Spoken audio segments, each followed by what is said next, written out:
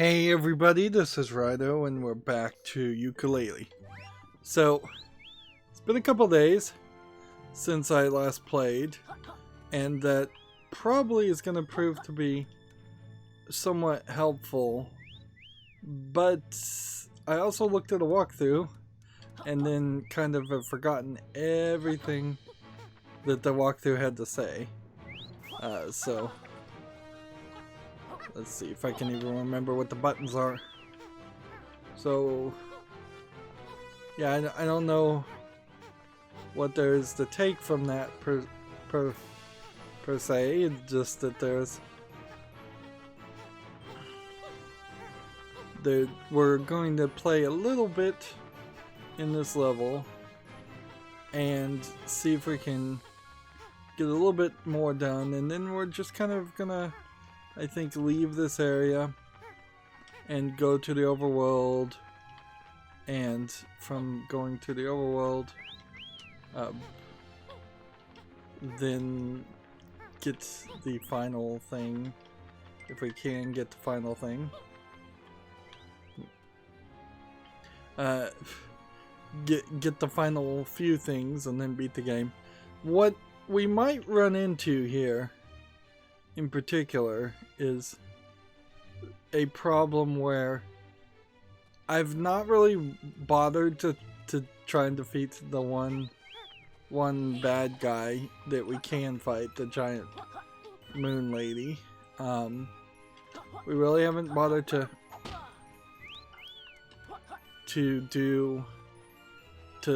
I definitely can't do the final boss fight in the casino. I could run back to the casino and try and collect maybe a couple more Pagies. I'm not sure it matters. We have this whistling at us, and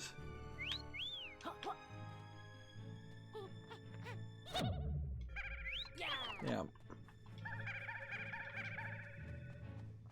The problem here is, okay, so you have to tail hit all of these. I don't know why I would have thought that would have worked, though. Like, this is the first time we've ever run into any kind of door in this game, and for it to all of a sudden... Here we go. Is there someone out there? Help? Hello, what seems to be the problem? Thank goodness, it's a right mess in here. The plumbing's at it, and then it's on the verge of a serious problem. Yikes, how can we help? If you need to use the facilities, you have to go down below and fix the plumbing. Be quick though, the cabin is full. It's almost full of stock, and I've got left is a gold piece of paper. Can you wash it afterwards? We're collecting those.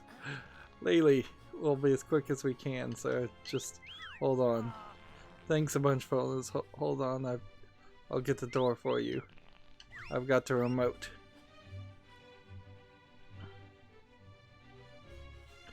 So there is straight up a area here, and I suppose that kind of makes sense that they were trying to get us to learn that yes, there is something more here, but still was pretty easy to miss.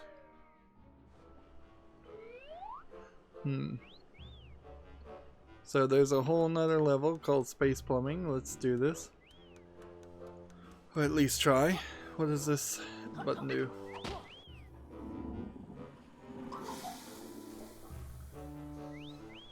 Okay, so we have to go fix the pipes.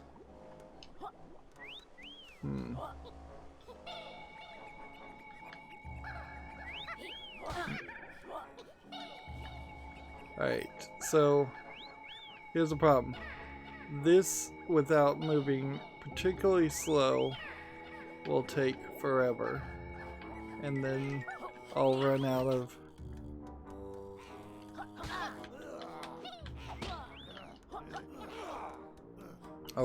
energy. Hmm.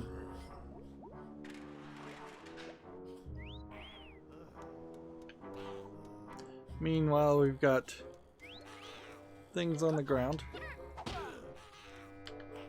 Hmm.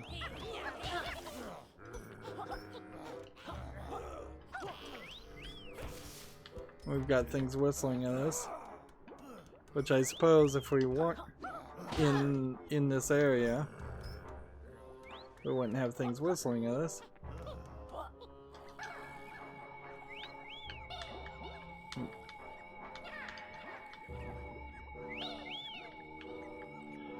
Oh man, you have to move so slow and so cautiously. And I'm not gonna be able to make it. I'm about to die. And this water's clean? Well, was this water clean? Nope. There's quite a lot of things hurting me. Is that water over there clean? Hmm.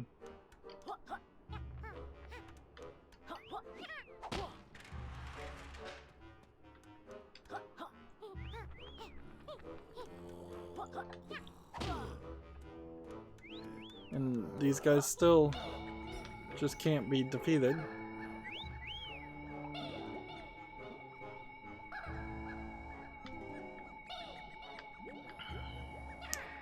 I've kind of found a couple of other games on Steam that have a chance of being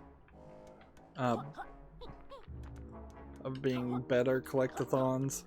There's still certainly not a lot of them, and A Hat in Time, I think, by just the popular reception it got, is probably still the right one to play if I was going to play any more. But it is also a game I don't own, so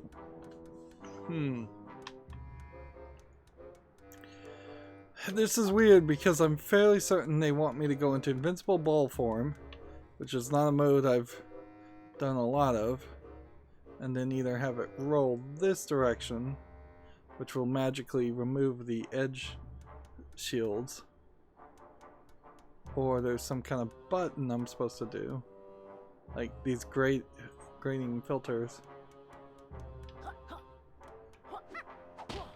There's really no button here.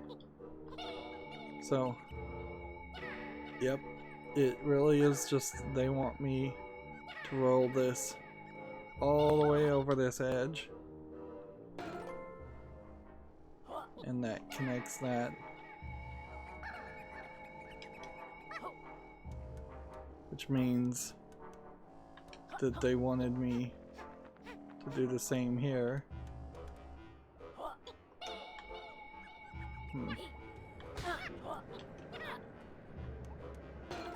That worked, but boy did that not feel right. But also I kind of question, was there like some tongue pulling mechanism or something I was supposed to use?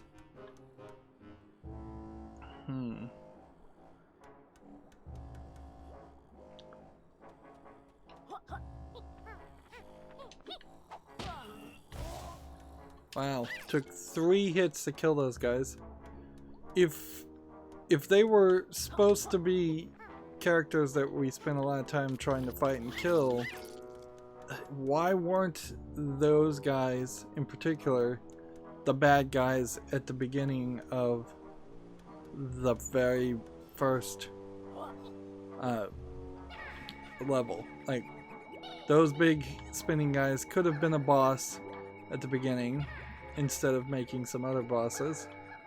Alright, so you hit a grate, so you can't actually do anything with that. So I guess I've just solved it. It seems overly simplistic.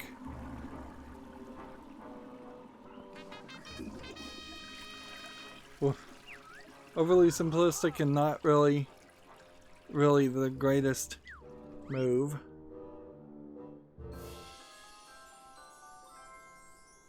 And so now there's a Pagie outside of this level.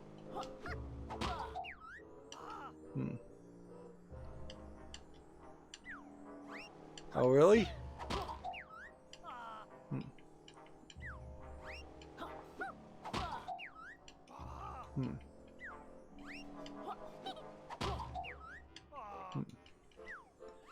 Seems like they would...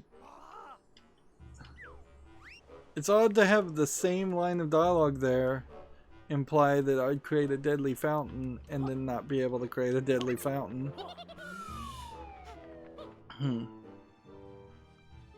So yeah, a really unpolished experience there. Like, just a little too simplistic and not integrated enough into the regular world and not interesting enough to be its own standalone section. How are you doing in there? Much better, thank you. You really earned your reward. I've had a second wind and will be in here a little while longer. Thanks. Hope it goes well for you. So there's another character we're just never gonna see. Alright. So let's look at our totals because it's been a while. We know at least 3 of these we aren't gonna get because they're Rex tokens, Rextro tokens and such. The area I believe I've missed, I think, has to do with this tunnel. Like,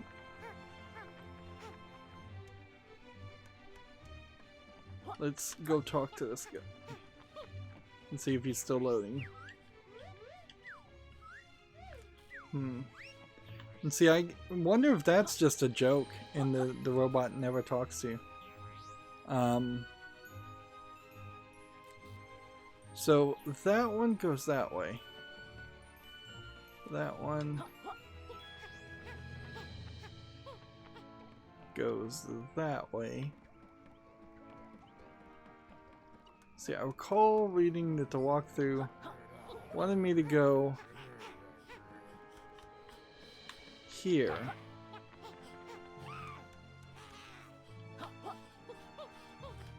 But I don't see how that would work. Because all these obviously go to the place that you see. I'm looking for something called the lower deck and the upper deck. And I assume it means I've missed. This was the... We've been in here. So maybe there's an upper deck entrance to this building.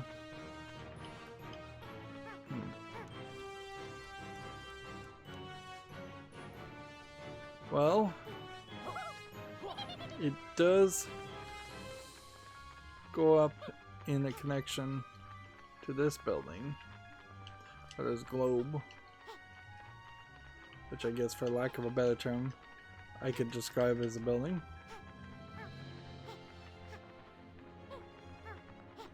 Alright, so here's the problem.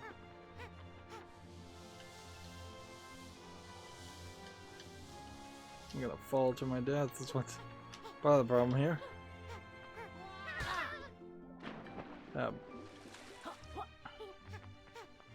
Oh, I see it. So now it's just a matter of hoping I have enough invincibility frames, which they're showing you glowing as red, so there was just this section here that I didn't see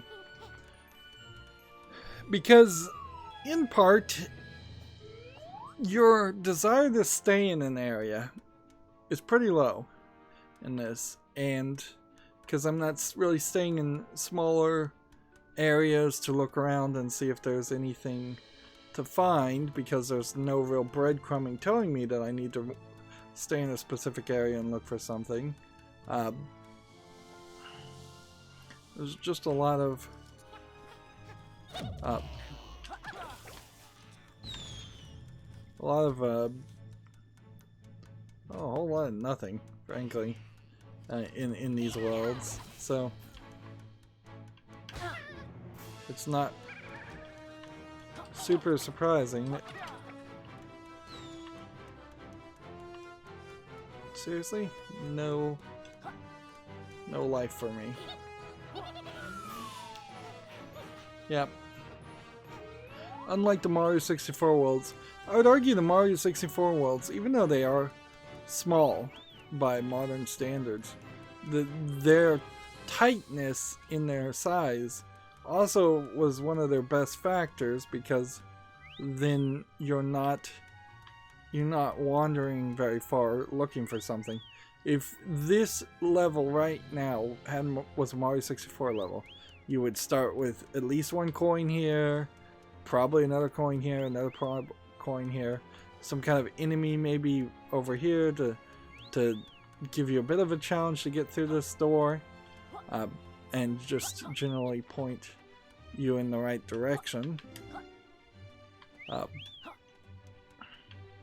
But we barely see anything like that. We just have 2 Quillies. And then I imagine this is gonna be a race against the clock. I have 10 seconds to go up higher. 4, 3, 2, 1.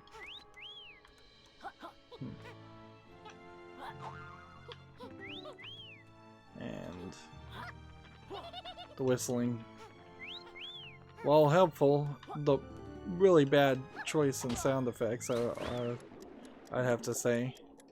Yeah, I can't really get what they were thinking with that one. I believe that's all the Quillies in the entirety of the game.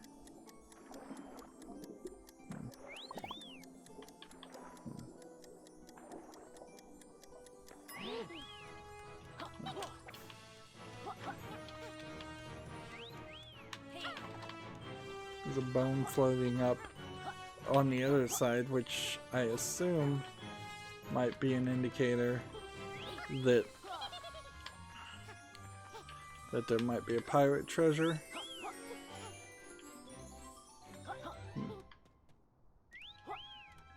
And down here.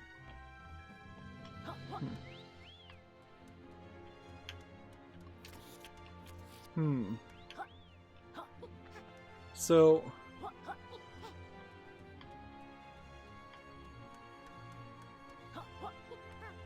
why is there a box here? Because the box really wouldn't move. Or I guess the box would remove. So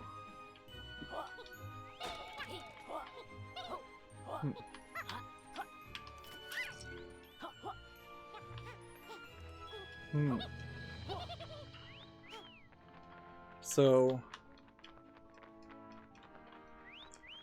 weird.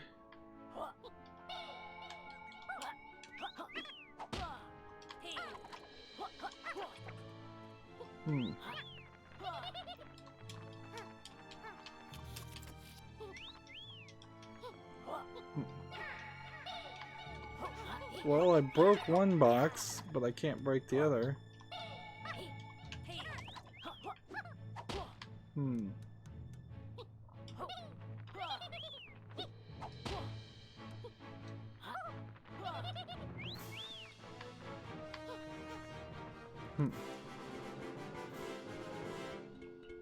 So that puts us at max health now. So we've gotten all the health upgrades.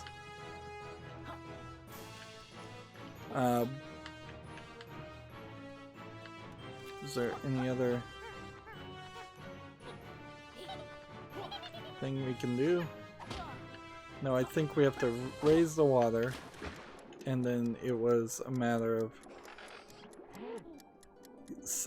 destroying that box so we could exit out this way, which means we just have to wait. So we're looking, we would maybe look for the Ghost Rider, and we have like 5 Pagies, of which I know 2 are the Rextro, and the rest, and 1 is defeating the boss. So there's like 2 more Pagies in this area. Honestly, I think it's probably only worth about 5 more minutes of my time to do this. Like, once you hit a point where you knew you weren't gonna get everything in this game, or once I hit the point where I knew I wasn't gonna get everything in this game, that was the kiss of death of enthusiasm. And if you have no enthusiasm to play a video game, then why are you playing a video game? Simply put.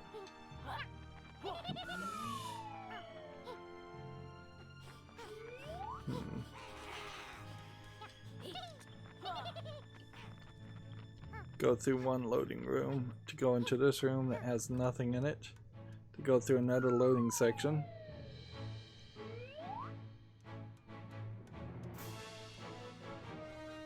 Alright, so where would I want to go?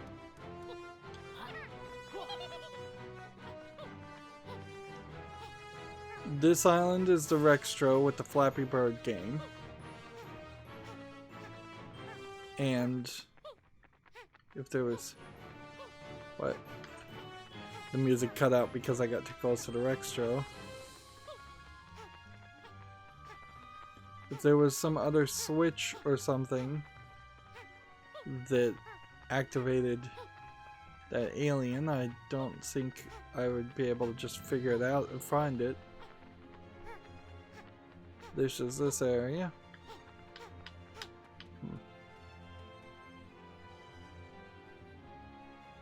Which...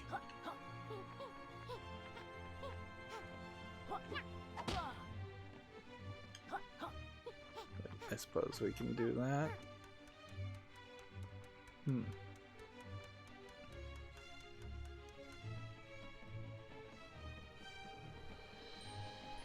Over here is that area that I don't think there really is anything more to. And up this way, I don't think there's anything. Here we have this doorway, but I can't figure out how this door would open. Nor do I think it actually does ever open. Which is weird. You would think it would.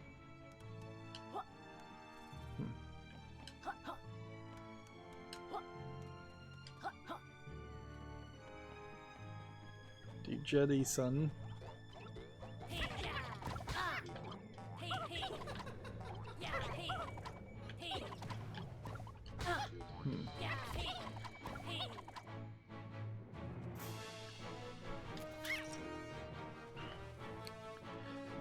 While we're over here, let's go talk to the tonic refrigerator lady, who desperately, like all the characters, needed more dialogue.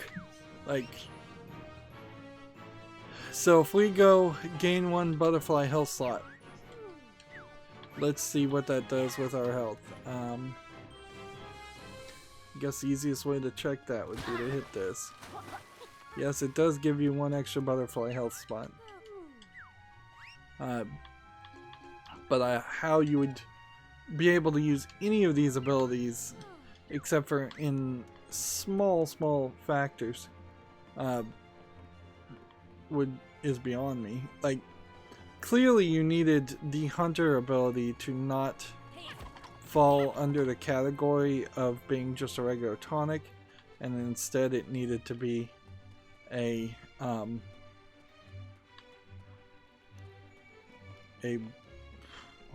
what's the word I'm looking for? It needed to be its own separate ability, something that you just got after you beat like the maybe after you beat the game, because this is a game that does seem like it wants you to potentially. It does seem like a game that wants you to play it after you've beaten the main story.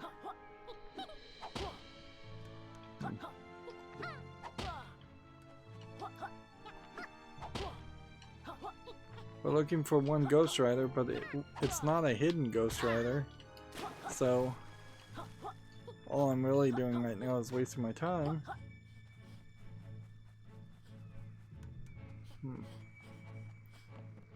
But there are some sound effects that, particularly in this world, even compared to the other worlds, that sound too much like the...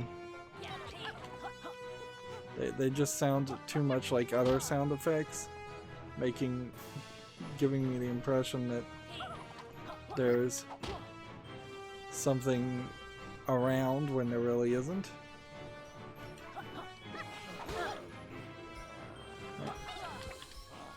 So this has like an X around it.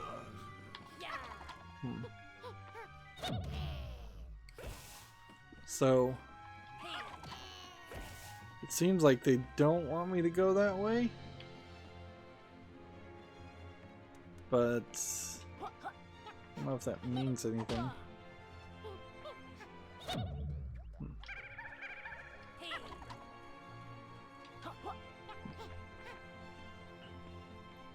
We activated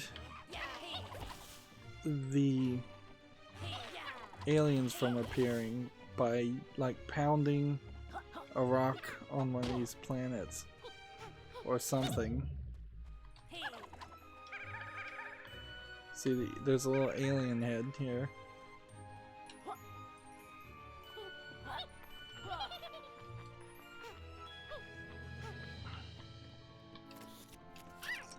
So if maybe there was another alien head or something somewhere else.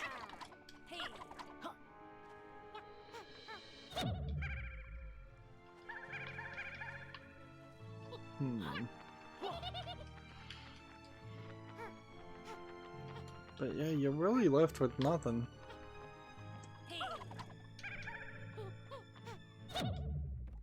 Like any random number of things. Seems like it could be the contributor. Since we don't have a standard even activation maneuver. Interesting, I touched the water without getting hurt.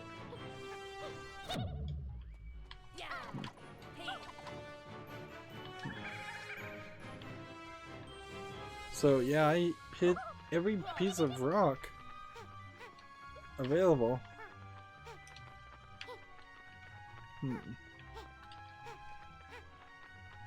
It's not like there's a ton of stuff.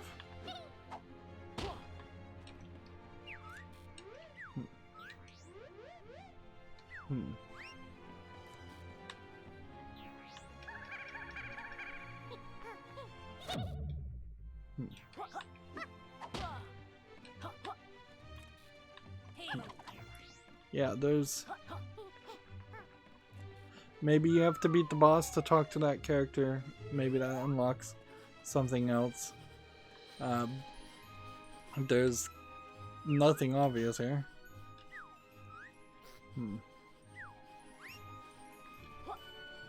There's kind of nothing else that you could do here. You could eat a glowing item. You can eat the fireball. I can try and burn some things. But that's kind of it.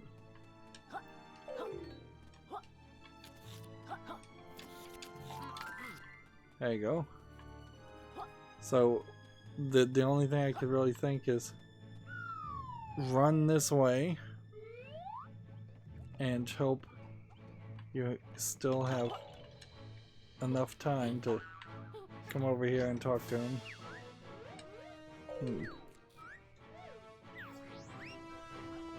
Nope, I lost both things. So is there anything else that I want to do? We've kind of been over there, we've kind of been over there. We've been everywhere. There's clearly things we've missed.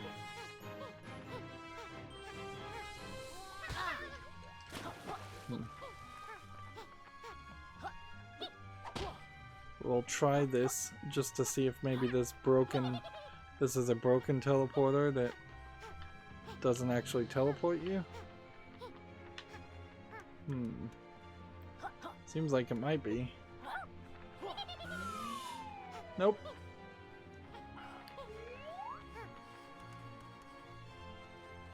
That did nothing. Alright, so let's get out of here. Turn to hub. Now, in the hub world, it would be nice if we could just fast travel to the other worlds. Because it kinda sucks to have to wander around. Meanwhile, in Hivory, we are one Quilly short.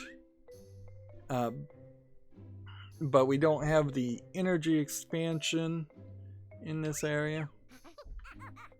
So, the last area I want to check out is I want to go to the World 3 because I looked up the solution to a couple of those things and we spent so much time on those things, those Pagies, that I think it's worth doing. Well, honestly it isn't though, and ooh, let's see, here we go, we've got a shortcut. So if it weren't for the shortcut, I was just going to run to the end and we could just end this series. It is just going to end with a whimper pathetically, and you know, I just don't care enough to play any further.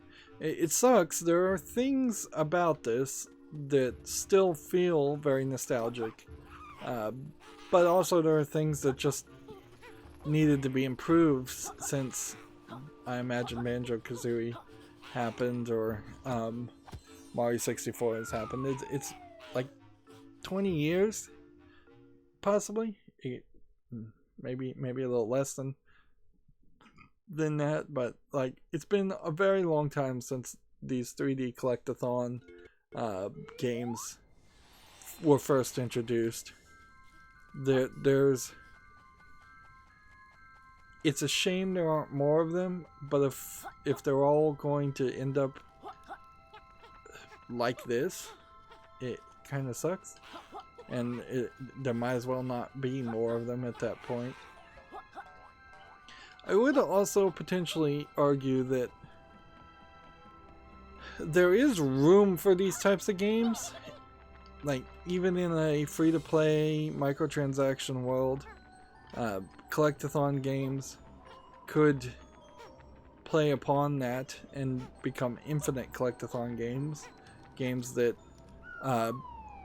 get updated on a weekly basis or so, so that there are more Pagies, more Quillies, and for example, that would work. Right. So this puzzle, I don't know how anybody would have ever figured this out. You're supposed to ground pound the ground, and that kind of makes sense if that's something we had been doing before, but it's not. And you can see it's all different colors of floor panels you're ground pounding, but not every floor panel.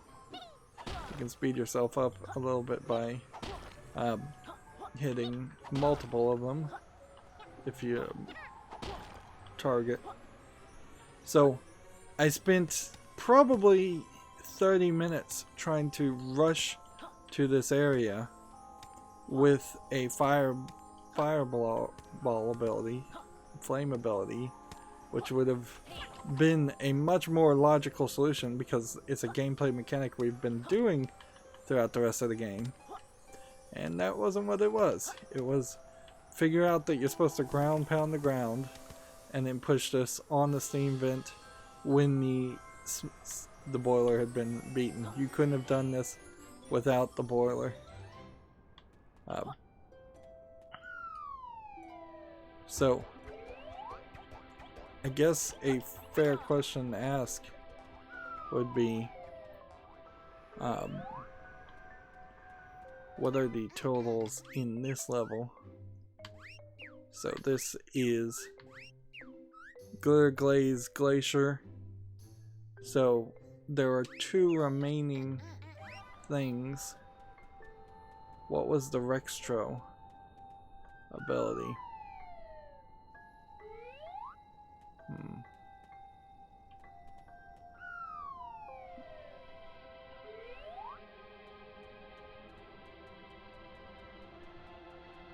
So this area where we are of the isometric palace is supposed to be the main door. So down here is supposed to be the area you would enter second.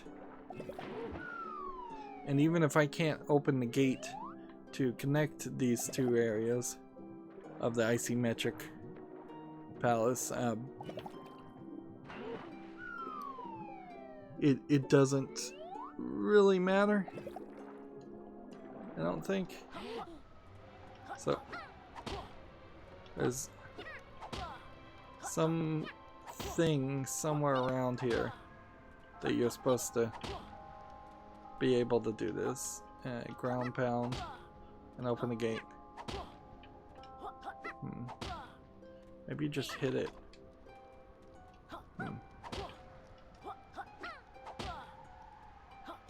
So it's very possible that there's something on the other side that you're supposed to hit to open this.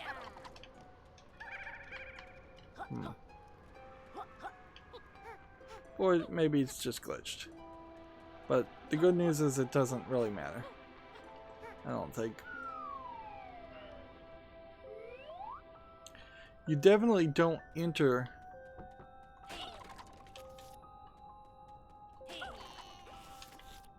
the area really any later than any of the others. So, let's see.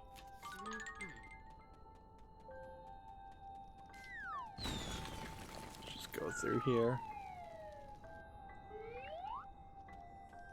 So, this guy said he wanted the bubbles.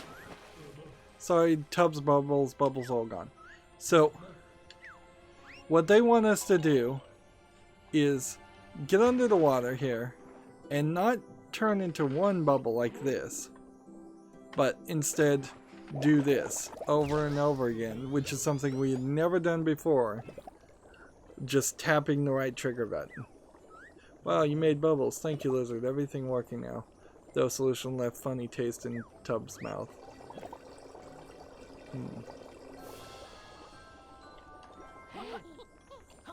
So they're asking you to do something you would just never think to do. Like, so again, that makes it feel very much like this section of gameplay was made by a different team. It feels to me very much like there was a lack of care. Maybe that is because of Kickstarter funding, not being able to employ the people fully, or what, but it does not look good, certainly. It pretty much sucks that you're somehow going to end up with such an inferior combination of events, because here's an idea. If I go into invincibility mode, that doesn't work. Yep. This whole isometric palace easily could have been part of a completely different level and a completely different game. It could have been a DLC. I hate to suggest people selling DLC, but it at least then would make sense.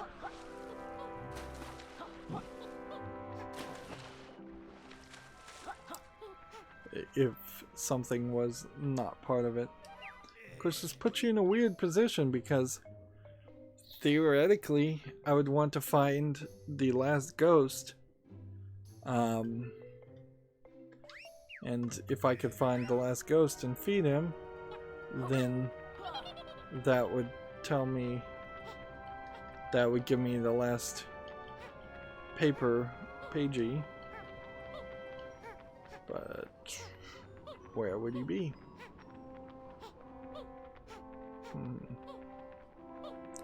I'm fairly certain he's not an isometric palace. He's gotta be kind of near something, because yeah, he has to be near one of the power-ups. Odds are that he is somewhat in a challenging place to reach, because I imagine the game wouldn't want you to accidentally walk in on him. But he could be hidden in any tunnel or area underwater that I've just not seen.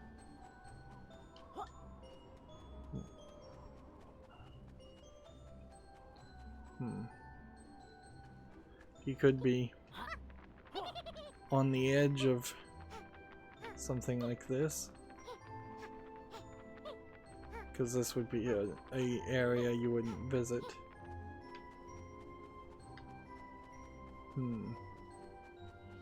There's a blue glow on the ice.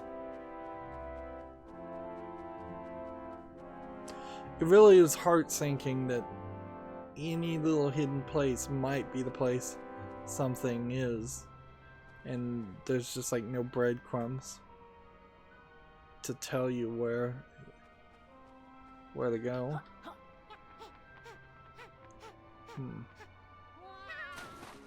Let's see, if the Ghost Rider was in the water, would I be able to feed him? I don't think so.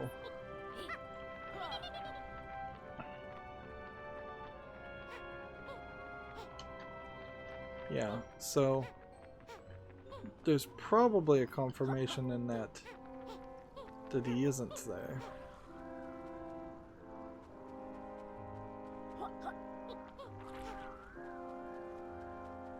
But that doesn't really help a lot.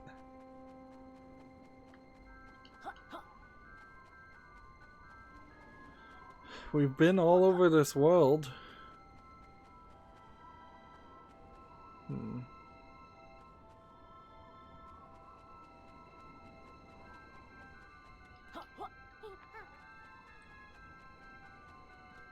So he shouldn't be able to hide as well as he is. The problem is it just could be anywhere. Anywhere at all. We saw a bunch of these, which are good places for other people to hide.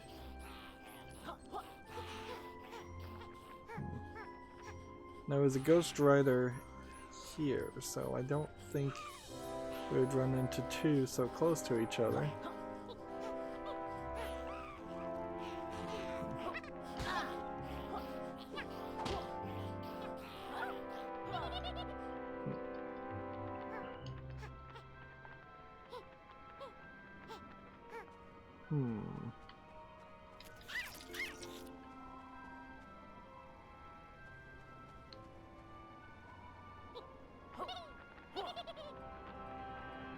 And I don't think it's on top of this palace.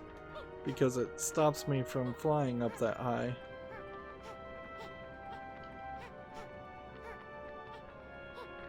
Really does feel like it could just be anywhere.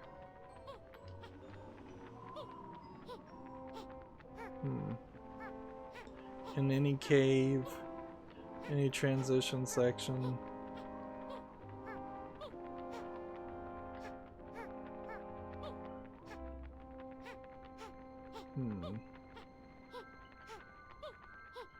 And since we know we're not going to do everything, it's really just not worth the effort. It's not worth the time.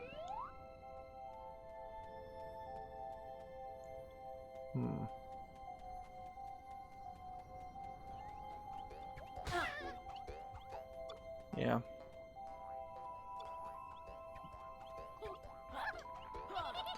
Unless there was something crazy where you could fly all the way out of this cave.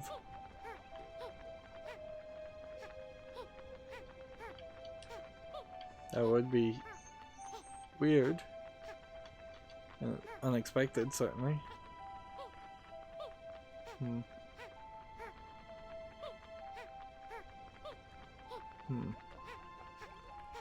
But yeah, there's nothing here like that.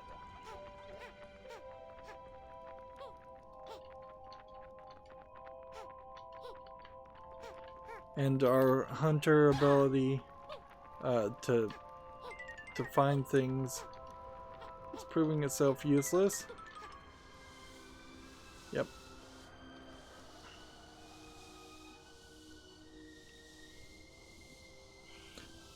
So you really just don't stand a chance at all. Like, every single area is probably going to have something that you're missing, unless you have a walkthrough. Even if you do have a walkthrough, you're still probably going to be missing something because of just how the game works its way around.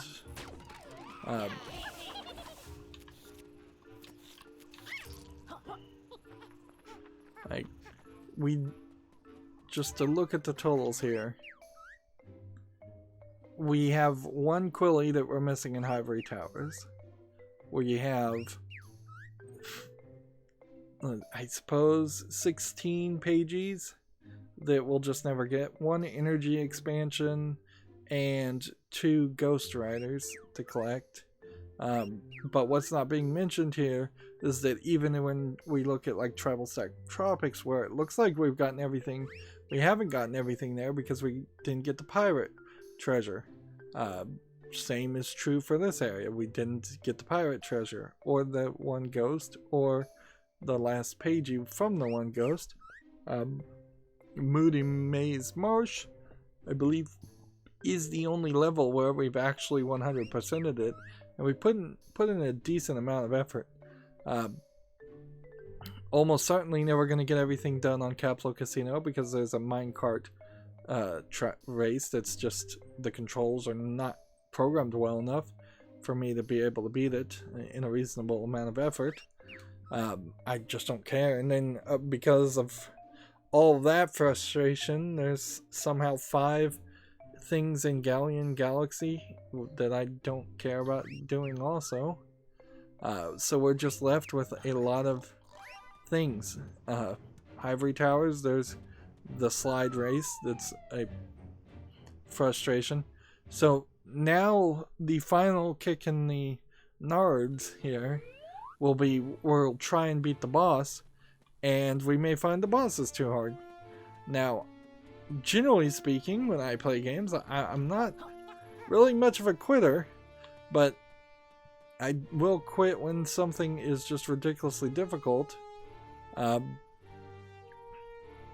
So my suspicion is that if it is really, really difficult and it takes me 20-40 minutes to beat this final boss, I wouldn't be... I might just rage quit the game without even beating it. They might have put some protection in there. One would hope.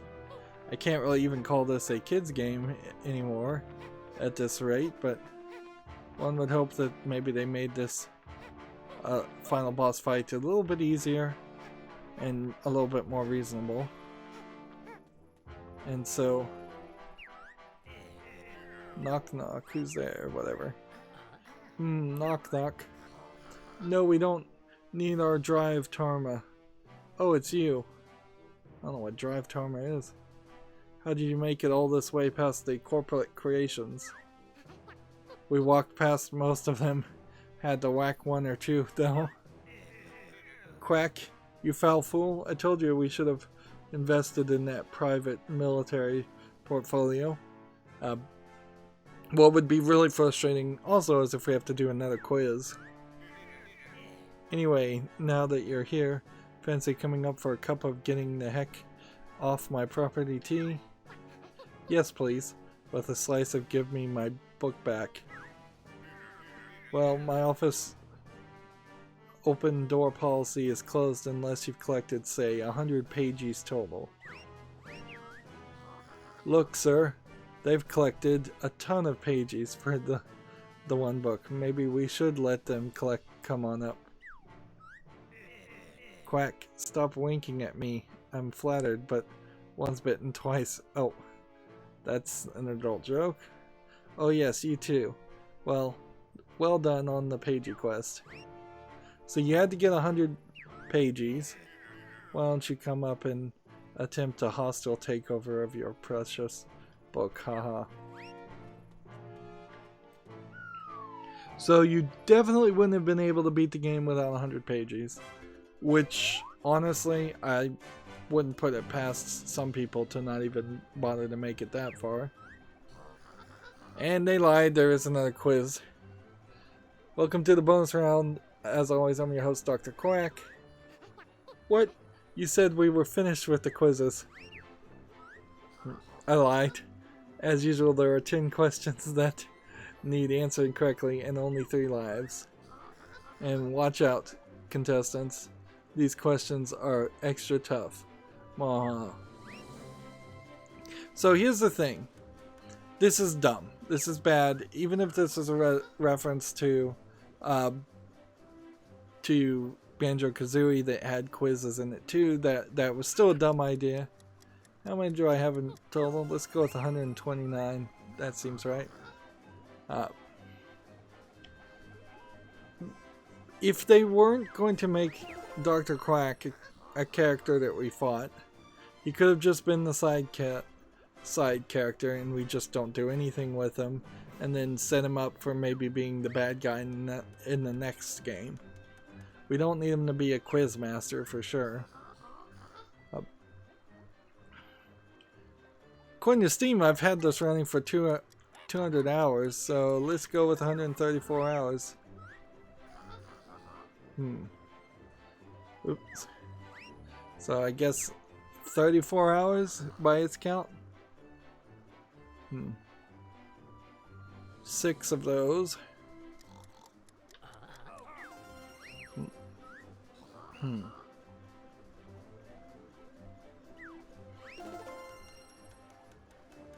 Like, we really don't need these quizzes. We already proved we knew how to play the game to get 100 Pagies. I have 10,009, 1,009. One short somewhere in this overworld, and in either it's past this point or first move he taught you. Buddy bubble, reptile roll, tail twirl. I guess it was the tail twirl. He's asking me questions from the beginning of the game, which was a long time.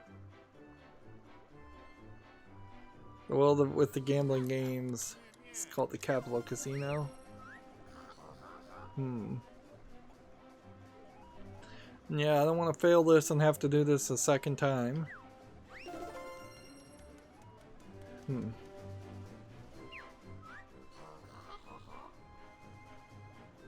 Who's lost at sea? Dr. Puz, another character, just not given enough backstory. You could have written out half of the characters we ran into and given more interesting backstory. Donkey Kong Country, like with Diddy Kong and Ditsy Kong and or Donkey Kong Country 64, I guess is more where you get even more backstory there. Like each one of those characters meant something instead of just throwaway silly characters.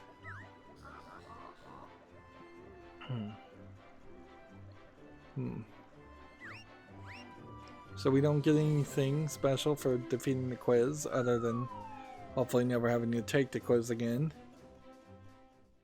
And we get into the loading screen.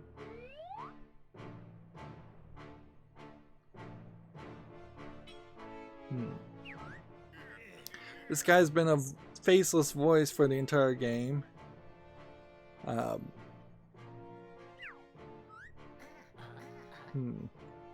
When frankly it would have been better if he showed up. Like, here's what you could have done. He has this staff. Why not have him fly in and use the magic staff to make all the bad guys for each world? That way you're reminded that he's making the bad guys or corrupting people or even just whispering in the ears of the bad guys in the rest of the world. Just so he's a bit of a menace instead of looking like a pretty do-nothing character. Again, without the voice acting, I don't really care what's being said here. This is probably the most important dialogue possible, and it's just playing by itself. I haven't hit the A button at all. Now it's just gonna load us. Alright.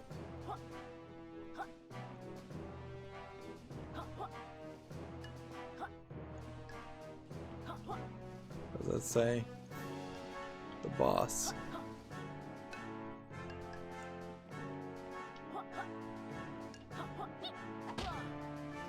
Can't break his coffee cup, even though it rolls around with physics for no reason.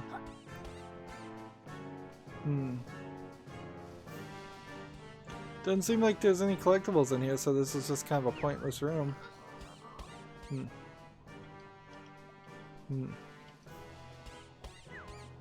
Just a joke line of dialogue. So I don't know if this is just to ask you, are you sure you want to get into the final boss fight? Or what?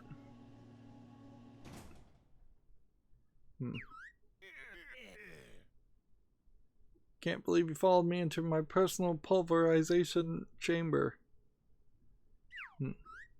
It's kind of weird that he doesn't have wings. Even if he does have wings and it's just hiding them, I don't know why. These characters need to be voiced so bad, and we're not even getting audio in the background now. It's just... And that secret organization he's working for was hinted at in one cutscene. And that's that. So, magical chemicals exist in the world, so why wasn't that shown as crowd-funded corporate greed? Wow, that almost seems like that's a commentary on, oh haha, we crowd-funded this game and then we did a bad job with it. And we're the real bad guys, Playtonic. And that seems a bad message to accidentally or intentionally see. So we've got bees. Yo's bee's gonna hit him if I roll around over there. So he's releasing bees, which seem to be perfectly happy to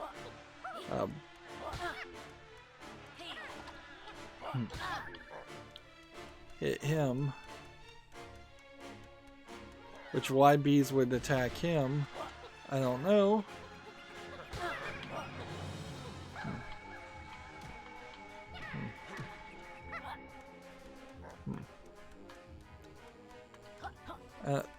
He seems like he spins and attacks everyone anyway, so.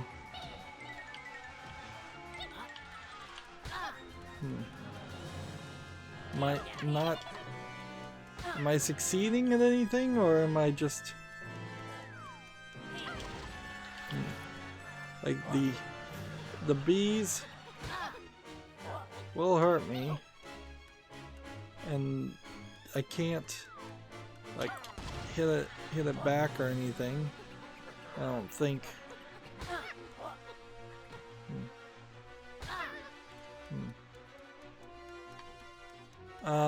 Doesn't feel like I'm hurting him.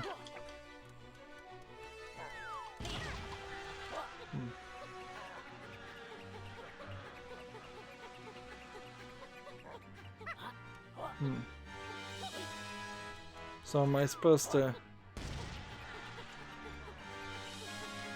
avoid the bees?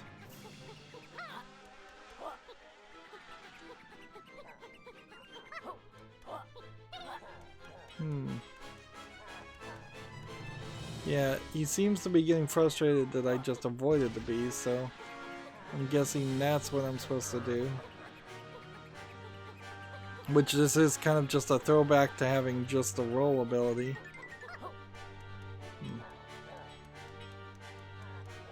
Now here's the problem. If I stand here and I'm trying to get my energy to refill.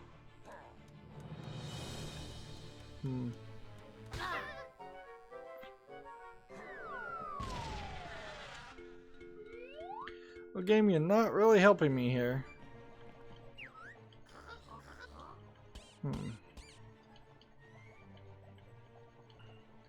He removed his own legs. I don't get it. I don't get why you'd throw me in a boss fight and not really have anything new.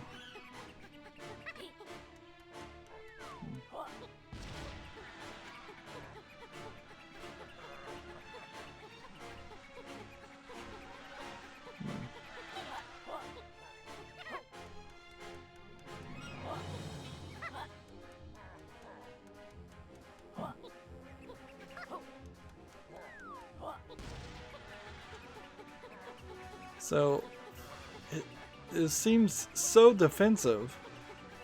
This is just not the way you would fight a game.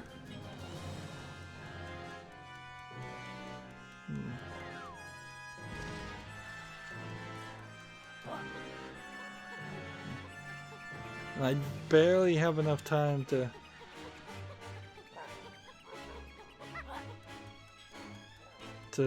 get my energy back. 1,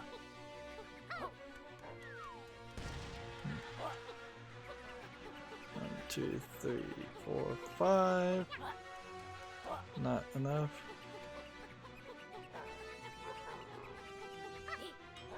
It's like 6 or 7 seconds.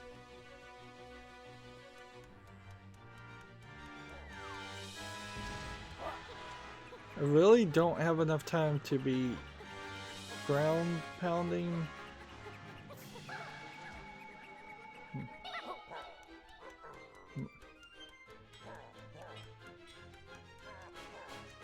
Right.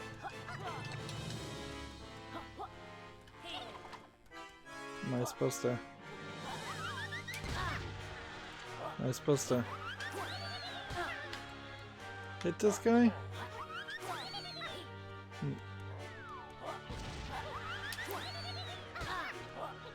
Like,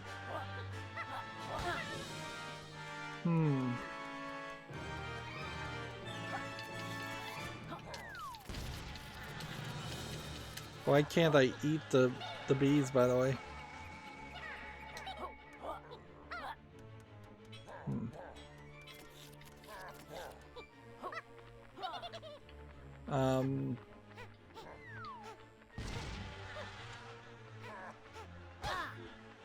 He'll still attack if I'm up in the air.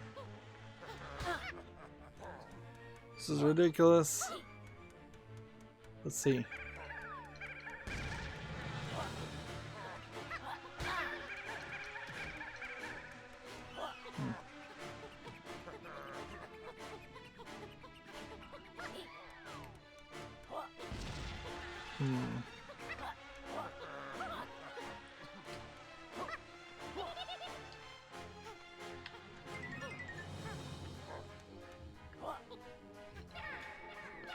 I'm trying to figure out the right button.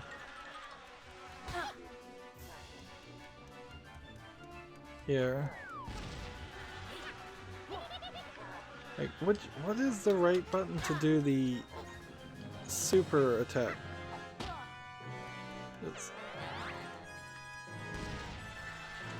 I can go invisible, I suppose. Maybe that's what it wanted me to do?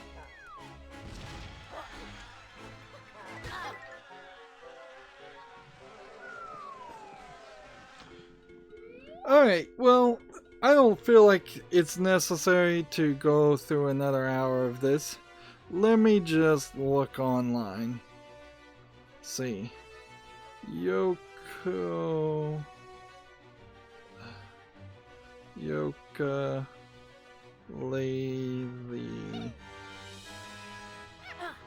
final boss.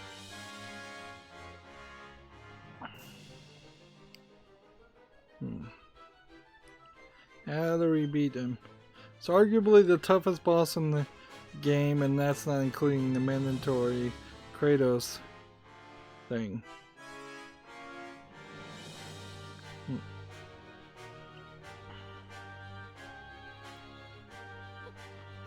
Let's see. Health extender might be useful. Crouch and hold the left trigger and then press triangle or Y to perform the sonar move to destroy them. Now run up the capital B and attack with standard melee moves. Run towards the center area when he stands back up, so you'll evade his flight to the side where they'll repeat again. Following part, you see corplets and crates appear. Clear the corplets with melee attacks to stop them chasing, then smash the crates for ice pellets you can eat and spit a capital B. He'll be throwing explosive hives all the time, so it's recommended giving chase at a diagonal. Let's see, once you clear the hive, jumping and spinning, you could aim with clicking in a stick, but it won't get hit by a hive. But you'll just get hit by a hive. And let's see, keep advancing towards them, firing pellets and feeding from the plants as you circle around, as well as taking time to clear out the nearby corplets with melee attacks. Pellets are too imprecise when you're avoiding explosions until you head up to the final boss area, part 2, the hexagonal area surrounding by the sledge. As you survive a variety of attacks that begin to layer on top of one another. At first, to dodge the shockwaves capital B produces when his ground pounds with a jump and glide around 3 or 4 times, then fall up with a melee attack when his cane gets stuck in the ground. From here on, all as well, the arena shrinking. Hills attacking use red shockwaves with additional attack throws. First it's bees, keep moving as you avoid the shockwaves, and when his cane gets stuck, use sonar explosion to destroy the bees, then follow with a melee attack. Next will be explosive hives, which create yellow shockwaves. As you jump and glide over the red shockwaves, take a little longer in flight and some extra care to avoid the yellow ones too. Melee when the cane is stuck. The following wave is the same again, but with bees. Same rules apply. Glide and avoid shockwaves. You keep going until the cane is stuck, where you must pull off a quick sonar explosion, followed up by more melee attacks. Part 3 of this final part is a heatsink and stinger rockets fly through the air to your position. None of your attacks will work against it, so you have to direct it straight At capital B, use your flight ability in capital B and put capital B between you and the rocket. This is easier said than done with the wide arcs of the rocket and the difficulty of flight controls, but keep flying around until the line's up just right. After a while, 2 then 3 rockets will be fired with capital B flying above the toxic waste. Again, fly close to capital B so that the rockets connect. This is the most difficult at the end, where he flies fast, but keep patient. Don't be afraid to rest on a platform and jump and glide around on the incoming rockets so you can regenerate your power. Once you've done this enough time, the battle's over and the game is complete. Enjoy the ending. Enjoy the ending, it says. Alright. So the main problem is I'm having trouble remembering which button does what, because these buttons had never really worked. So it's left trigger and Y is the sonic explosion. That's what we've been trying to do. And at that point, it doesn't even do anything. So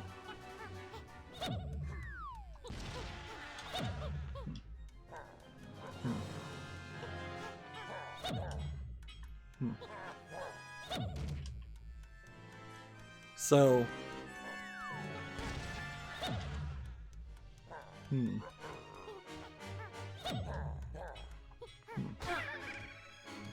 that's one hit.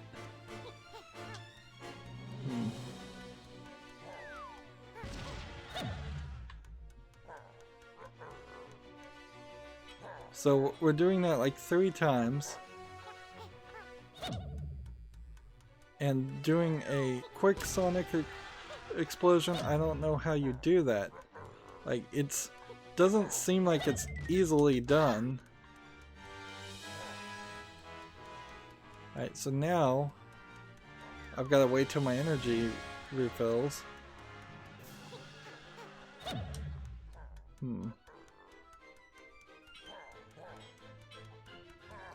I think I don't remember the rules. Was I supposed to come over here?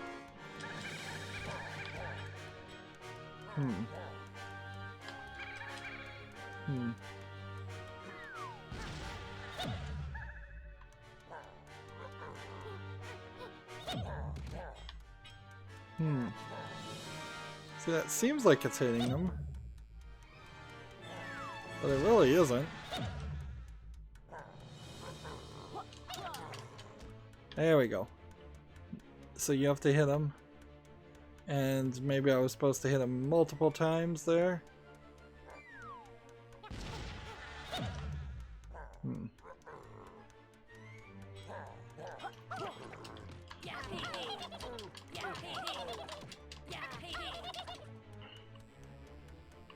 Okay.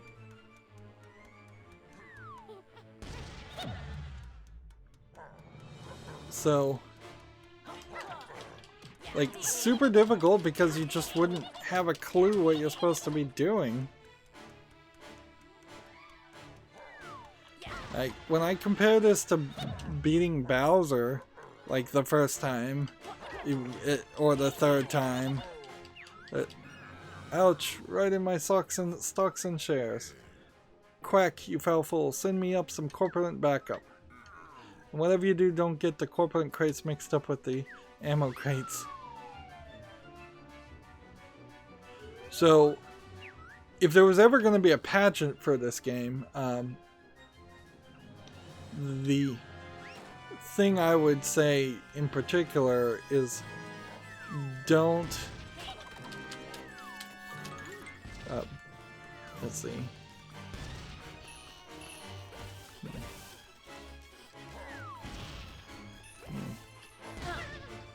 Well, this is not gonna work. And these guys are not going to... They're not gonna be around.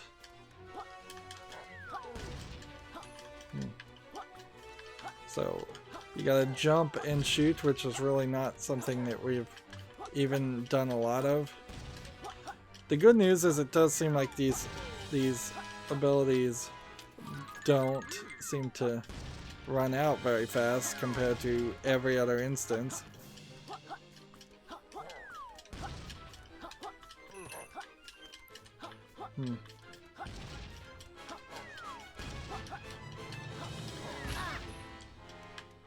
Let's see. But we are taking damage. Whereas I'm not really sure I'm hitting him very often.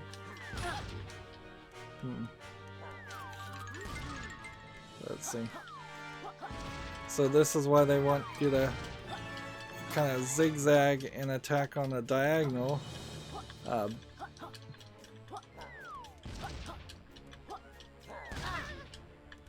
Yep. How many times have I... Yep, and I can certainly see why you would have trouble trying to target this guy. And I'm having to hit him a lot.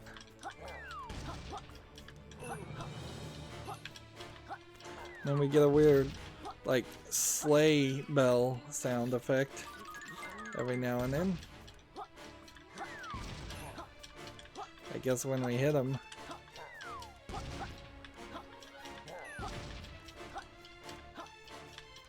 But this is way more hits than you would have ever really should have had. Like, this is totally 3 boss battles. Like, they should have had the first part of the boss battle after we'd done the first world, or maybe the second world.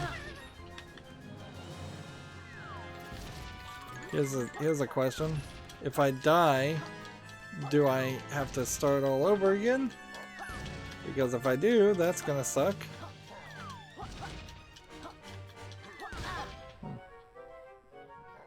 There's no extra lives or anything. We could get extra health. But even if we were gonna do that, we would have to exit out of this area.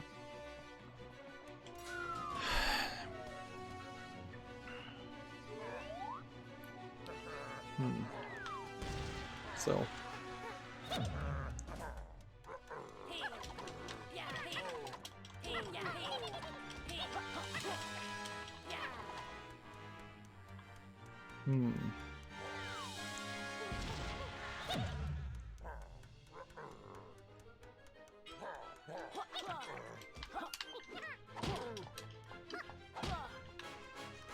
So, does that possibly do more or less damage than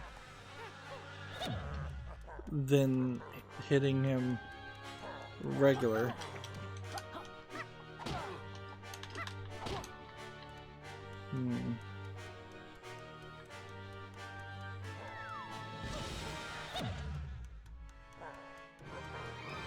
The good news is it does seem like you can...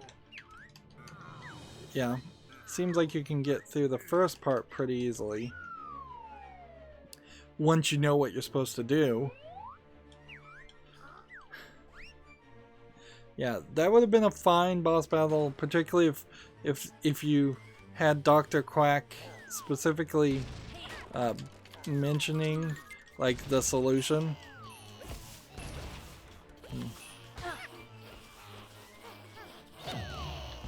There we go.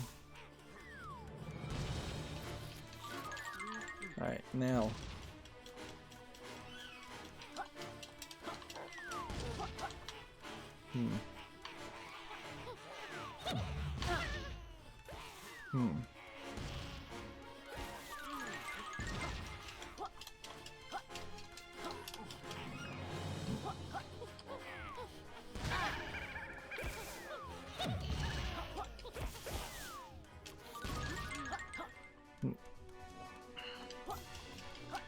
So they want you to just have kind of a couple of guys always attacking you, near you, running up to you, causing you some frustration.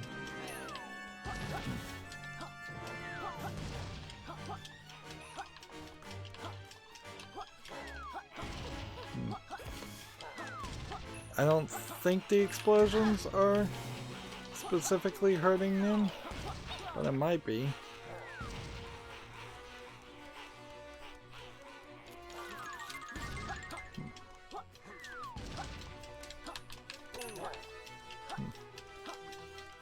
Like, and I need that double jump. So I only really want to hit one jump and use that as a springboard to fire.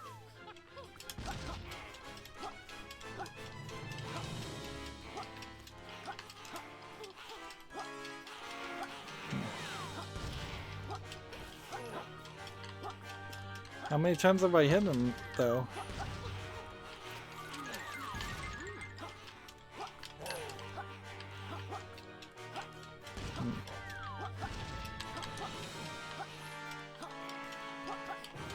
There's a lot of button mashing going on right now.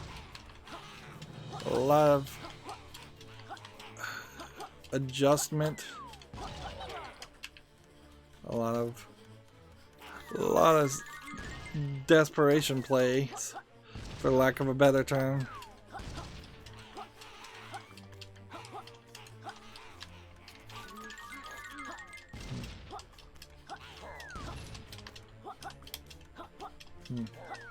And if this guy is not really sitting quietly,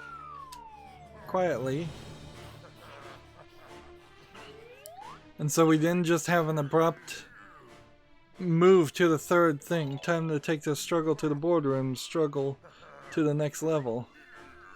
Quack, activate the wall and roof lasers. Okay, but the buttons all look so similar.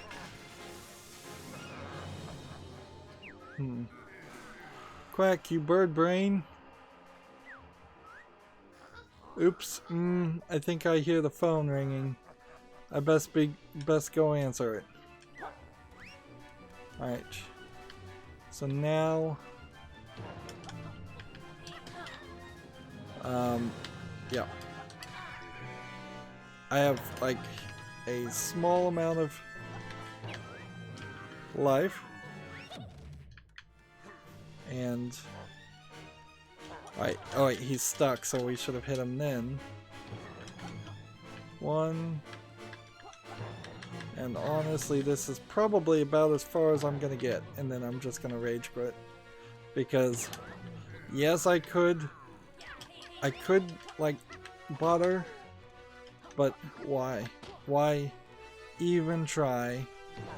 We know that there's 2 more phases in this, and we're just going to get the average ending of beating the game, which is, I guess in this case, probably more. Grr, time to invest in more toxic ooze and increase your shareholding in pain. Why did they not checkpoint this though? Like,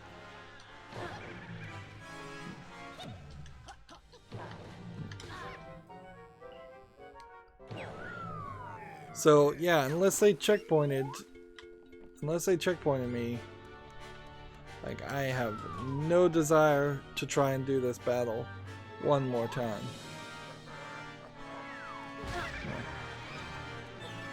Like, and if you fail, you might as well just let it kill you, yeah, and start over. The one thing that's gonna kill me more than anything here is the fact that we missed that one Quilly, which clearly is somewhere else. So yeah, this is frankly more progress than I should have put into this game.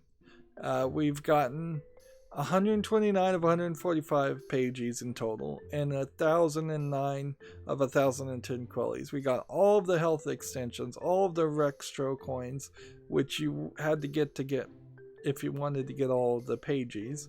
We're missing one energy extension in this fight, would be slightly useful, but frankly, it's just another example of 3 out of the 5 bosses in this game I have been unable to beat, and I have no desire to struggle to try and beat them for something that should have been super easy in a kid's game.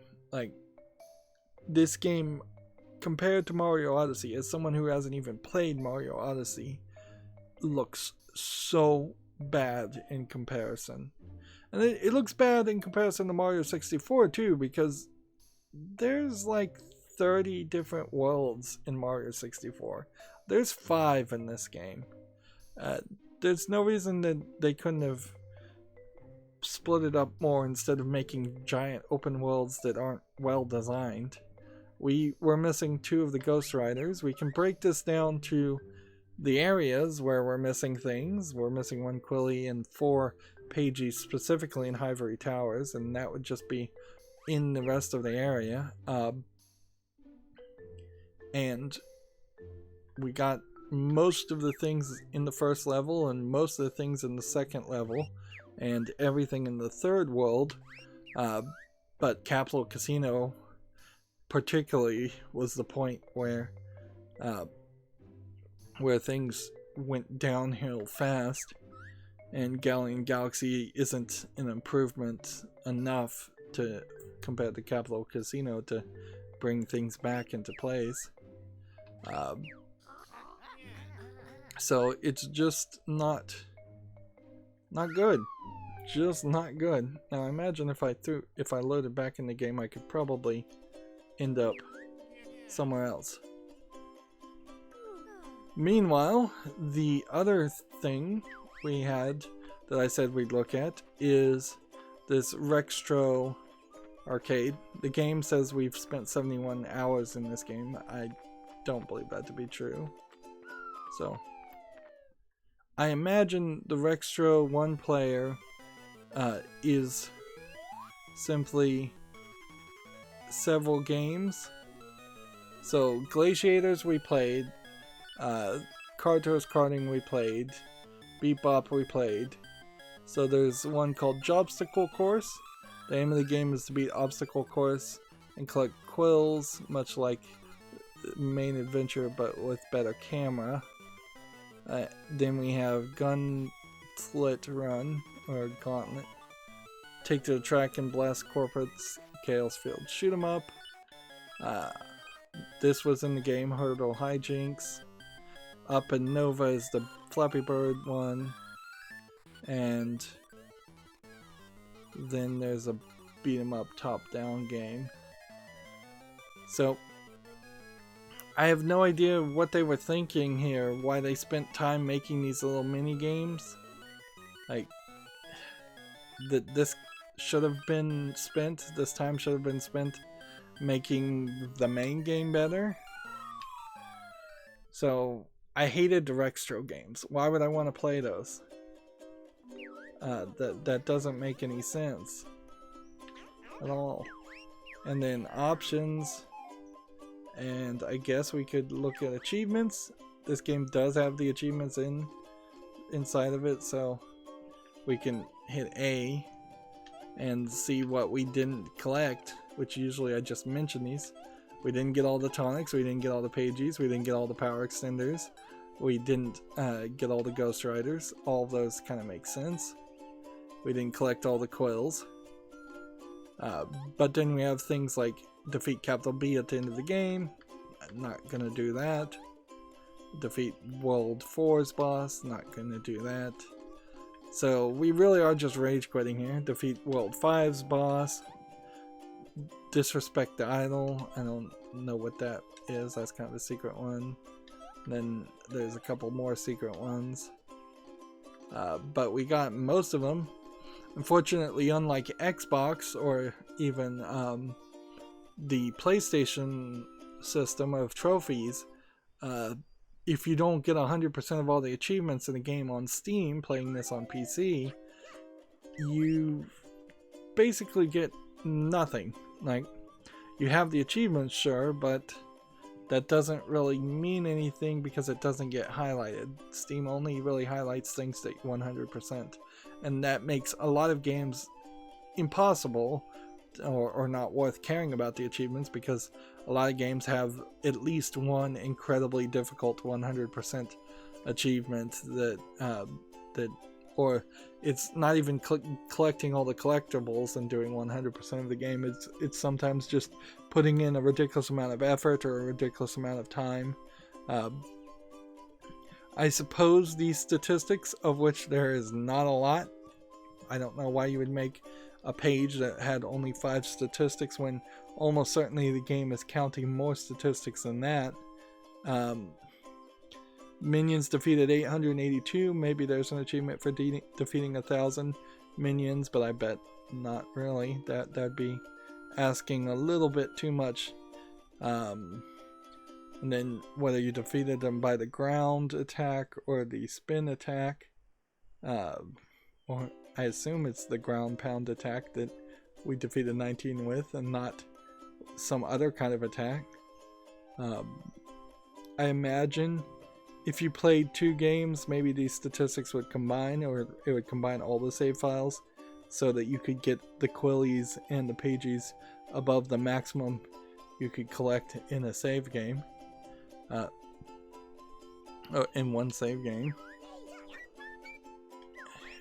And that's kinda it. I'm very disappointed by Playtonic. Oh, not Playtonic. I'm pretty sure there's a company called Playtonic. That might be a toy company. You've got a lot of people here. Now, I'm not in the know enough to say I can recognize any of those people. But when you have just 3 composers, that seems really crazy. Although, now they're mentioning Team 17's development team and Team 17's QA team. So, it does kind of feel like half of this was probably handed to Team 17, and if I was to guess, the Icymetric Palace in particular was the group that was done by by Team 17. Yeah, almost certainly.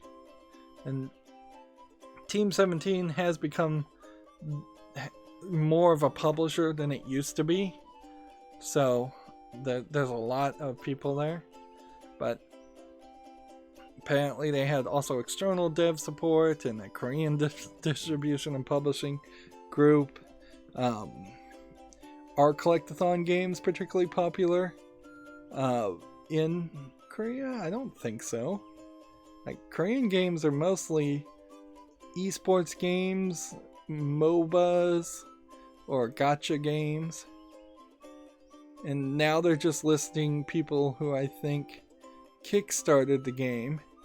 And even that list is relatively short. This might just be a case of a bunch of people. Here's the other backers. Like, here's the suckers, effectively, who funded this game and then were not given a good product, because the problem here is you fund something, they get the money, and then they get no real pressure from a boss or a publishing company that they kind of need to have, and nobody in charge, certainly, to make sure the product is good. Seems like they're just going to do this in alphabetical order. Yeah, and they're looking, it looks like we've seen about 150 A names already, so a lot of people funded this. But from what I can tell, a lot of people are unhappy about this too. That they were promised a Banjo-Kazooie sequel, spiritual successor, and they were given something way inferior to that. And a lot of this really is just polish. A lot of this is, they needed 6 more months of QA testing to make the game easier. They needed some kids to actually play the game and give them their feedback. They needed to make everything really a lot simpler and easier. There are some artistic decisions certainly I would have made. For instance, having capital B play at least a part in the intro cutscene of every boss fight. Having him on screen, that's something I would certainly have done storyline wise to make him a more fleshed out character. All the characters needed more fleshing out. And take note, I did not see any credits for a Rydo in this game. Either they skipped over that really fast, or they didn't have anybody write a story here. Which, yeah, that's believable. That's totally believable that the Playtonics, or whoever was spearheading this campaign in Playtonics, just kind of off the cuff wrote every line of dialogue and every bit of story. It's a super simplistic story. Of course, they made a horrible mistake in not guaranteeing voice acting or demanding it or pushing it as part of the Kickstarter.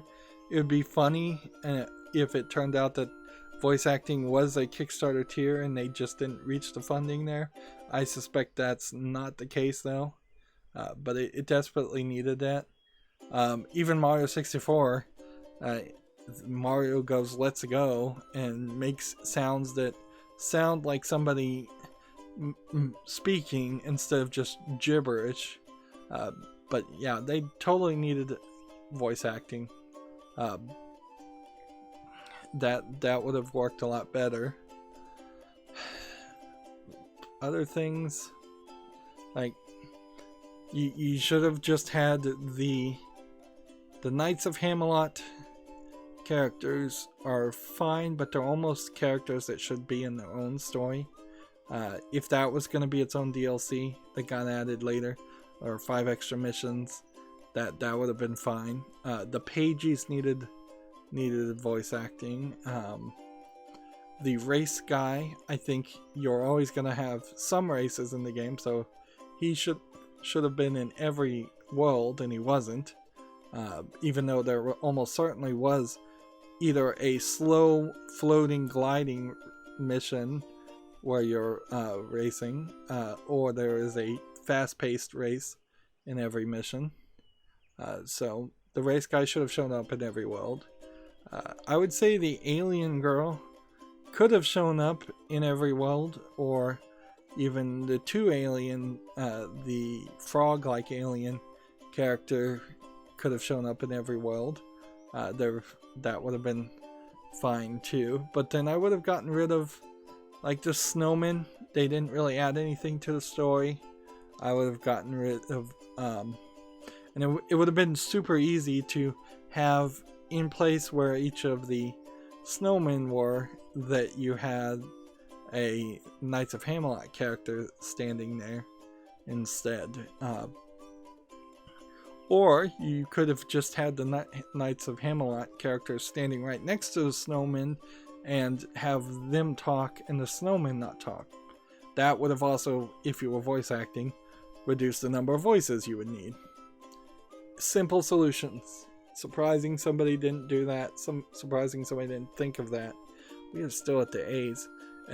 This is ridiculously long. Wow. So, like, just anytime you see credits this long, it's a mistake. You need a 3rd column at the very least, and you probably need to speed this up. There's no interesting or good credits music playing right now. Sure, if I had beaten the game, maybe there would be some credits music playing over the credits in that instance, but I wouldn't be surprised if it doesn't even give you the credits sequence after you beat the game. Let's see. The tonic refrigerator character, she needed something more personality. Dr. Puz showed up in every level, but she could have easily been spread out. I would have gotten rid of Kartos because I hate the cart minigame, and thus there's no need for him or the cart minigames. I would have gotten rid of all the shopping carts in the swamp area. Again, that would have been easy to replace each one of those characters with a character we'd previously run into, to just hand missions. They seemed in love with introducing new characters and doing nothing with them. Is there anybody else that's really even worth mentioning? Would have gotten rid of the guy trapped in the toilet, because why not have that be a character we had already seen? That would have been fine. I think Trousers is a fine character as a snake, but then you are putting, you're calling him Trousers and he's a snake, and you're making a dick joke in a kid's game,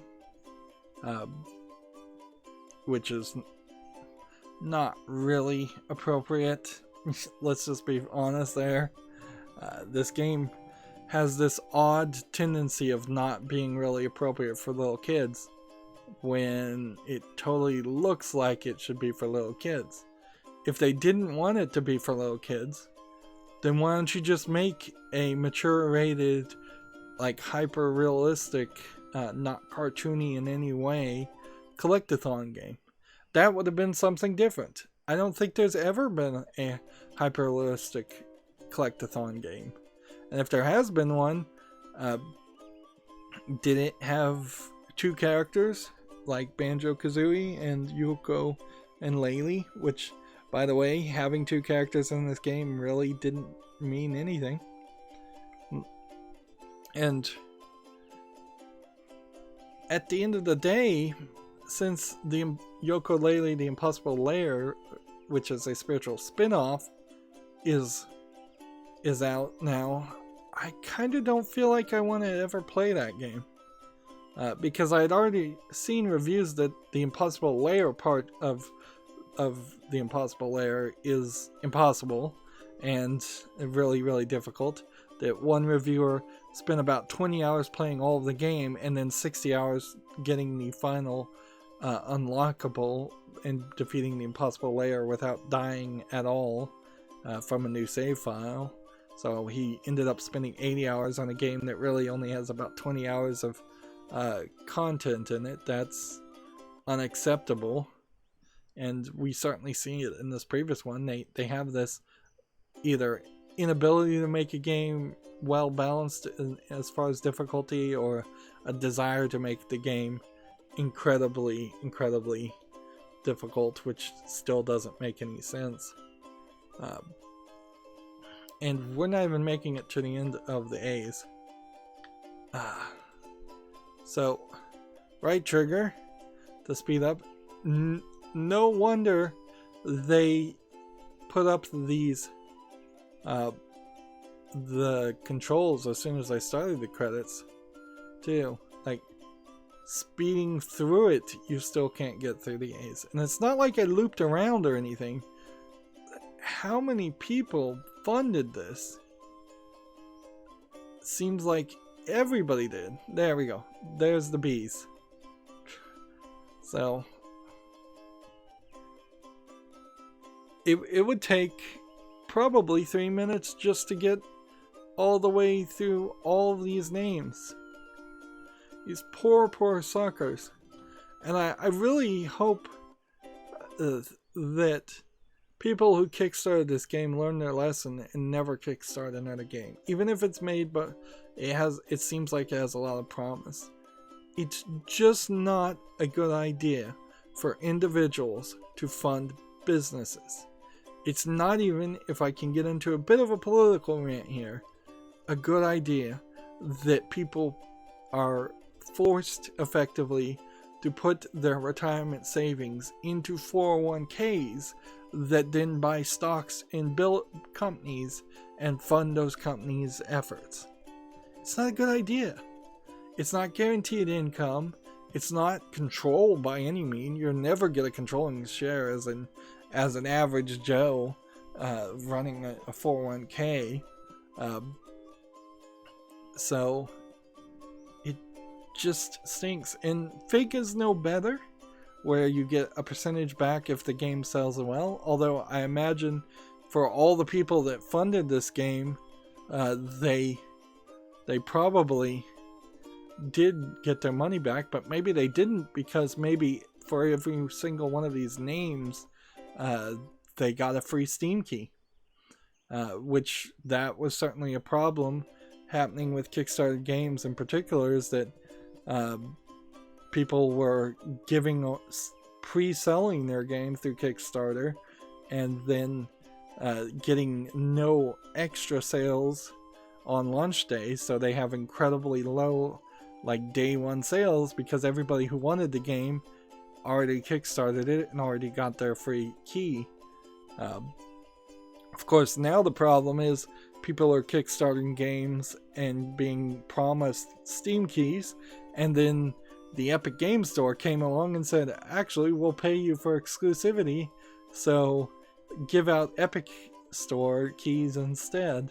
And people don't want their games on the Epic Store, understandably. As somebody who has over 1,000 games on Steam, the last thing I need is a secondary store to have to split my collection and have to search if I'm looking for a specific game. We're still going. We're only to the K's. We just made it to the L's. All these poor people. I'm hoping that most of these people only donated $1.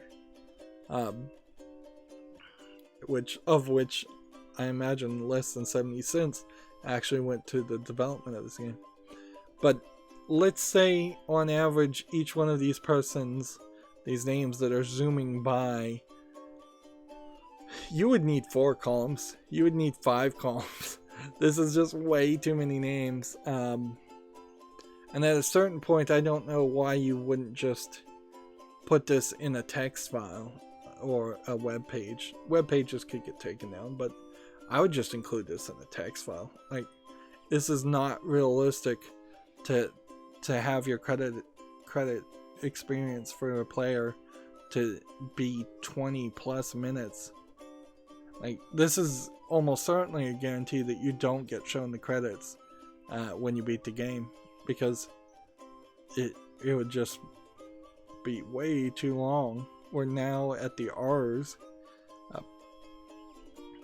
But yeah, if each one of these names on average gave $5, there's gotta be several thousand here. I would say, well, $5 on average. If there was 100,000, that would still only be $500,000. The number doesn't really add up.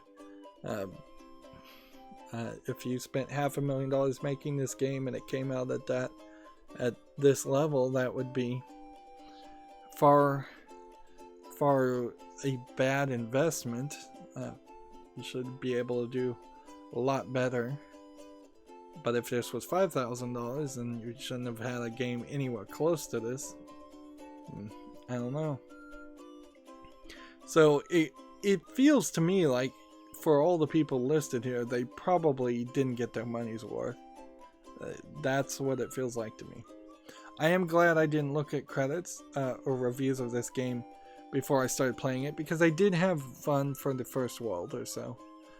That's about all I can say, though, is that the very first world, I had fun. But then the last 4/5 of the game, not really.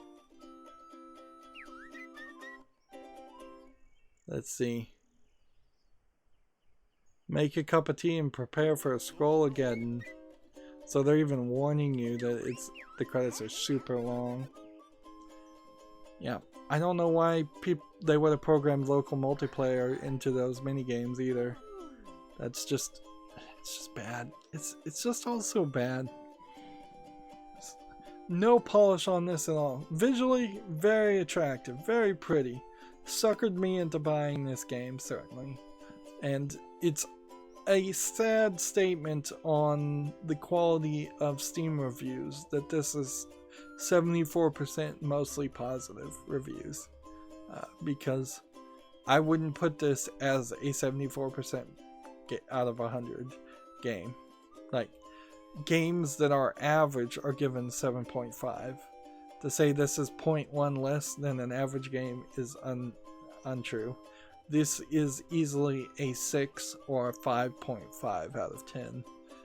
in my opinion. And that is on the shifted scale of even terrible games that get above a 5 in most cases, unless they're just broken messes. If I was to rate this on an actual scale of 10, this is like a 2.5, 3. Because of the frustration point, because of it intentionally looking kid friendly and nostalgic and retro, and then not delivering on any enjoyment. If a kid was playing this, they would be super frustrated. The controls would be way too loose for me or a kid. So it just doesn't really deliver on anything it promised, and that's not a criticism I use much in video games. Usually I go into video games completely blind and feel like, okay, this is fine. But I had higher expectations once I saw the first few cutscenes of this game, and I thought we were going to have something that I didn't think it would be better than Mario 64, but I thought it would be something close to that. It's nowhere.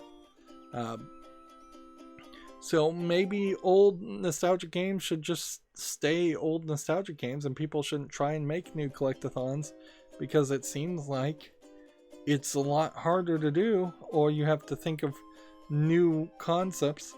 It's not like you can't have something like this. When you think of like Shadow of Mordor, where there's an adult game with realistic elf Lord of the Ring characters, and you run around and collect some collectibles, but I certainly don't think I would call Shadow of Mordor a collectathon game, because it's mostly about running around killing orcs. So you have a different main goal.